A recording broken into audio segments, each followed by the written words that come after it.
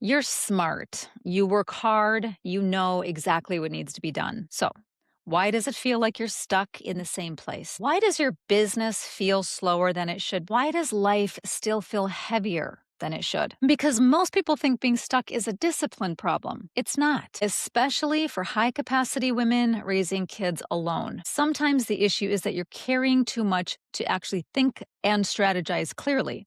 And no one talks about that. I'm a solo mom of four, a co owner of a multi-million-dollar company, and I can tell you from firsthand experience the smartest women I know are often the ones who feel the most stuck, not because we're failing, but because we're overloaded and we're steeped in this thing called decision fatigue. Let's talk about why. Smart women, high capacity women, usually become the default go to person for pretty much everything.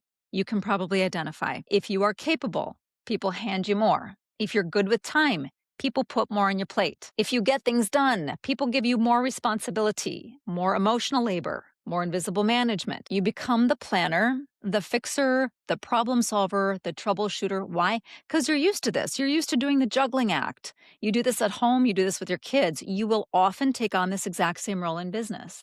As everyone else perceives, you are the stable one. You're the one who remembers everything because you're now practiced at remembering everything. And eventually, here's what happens. You stop building your own future because you can't, because there isn't time to, because you're too busy managing everyone else's present. You are too busy responding and jumping in to the tyranny of everyone else's urgent. This does not look like failure. It looks like being responsible, and you're very responsible. Chances are you're extremely conscientious. You are a solo mom who is either owning a business or building a business of her own. That's incredible. You are one in tens of millions just for trying to do that. But because you can handle a lot, you've been tasked with a lot, and you keep all the plates spinning for everybody else while it quietly keeps you stuck. Overload totally destroys clarity. When your brain is overloaded, everything else feels urgent. And have you noticed that not only does everything else feel urgent, but your bandwidth to start taking on more and more shrinks. And so what do? You put yourself on the back burner. You put your business launch on the back burner. You put your marketing campaign on the back burner. You keep saying, I'm going to do it later tonight. I will do it tomorrow. You know what? I don't have time tomorrow. I'll do it Thursday. Okay, well, Thursday came and went, and then this thing happened, and these emails came in, and something happened with one of my kids. And so I'll get to it next week. How many times have you said this to yourself? So when everyone else's urgent feels important to you, nothing that you want to get done gets done. And your needs and your priorities and the business you're building gets no real attention. You're spending your energy reacting. I know, I've lived there. I sometimes accidentally slip back into it. It's still a practice for me. But when you spend your energy reacting and putting out fires and answering all the texts and the emails and the urgencies that come up in the business and, oh, the computer system crashed.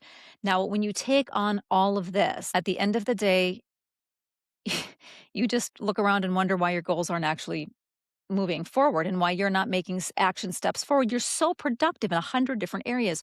Why aren't you moving forward in your very own business? And again, it's not because you're not a hard worker. You are working hard every day, practically all day, but your energies are going in the wrong direction. I'm not saying stop doing all of the things you're doing.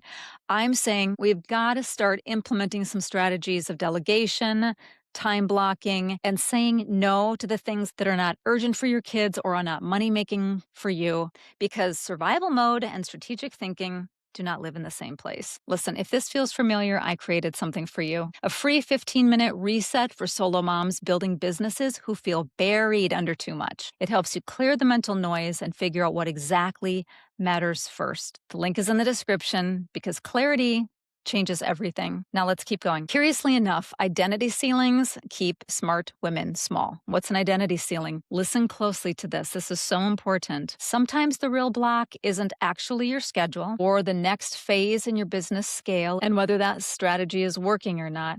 Sometimes the real block is your internal thermostat. Think about this. Ask yourself this question.